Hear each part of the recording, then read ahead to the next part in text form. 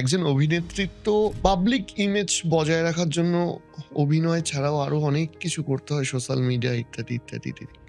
তো তোমার কি মনে হয় যে এই ইমেজ মেনটেনের জন্য কোন কোন ফ্যাক্টর গুলো খুব ইম্পর্টেন্ট? একদমই সোশ্যাল মিডিয়ায় খুব খারাপ, খুবই পিআর খারাপ। টিম করে বাকিটা।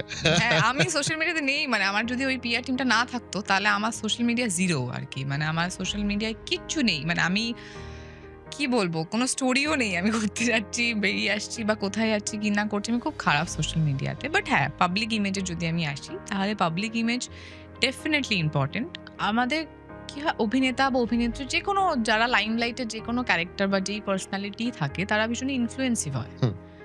তো আজকে যদি আমার ৪ টে ফ্যানও থেকে থাকে, সেই ৪ টে ফ্যান সামহাউ কোথাও গিয়ে আমার দ্বারা ইনফ্লুয়েন্সড। তো আমি যাই করছি, যেটাই বলছি বা যেই ভাবনা চিন্তাতেও আমি বাঁচবো, সেটা আমি খানিকটা তাদের মধ্যে ট্রান্সফার করব।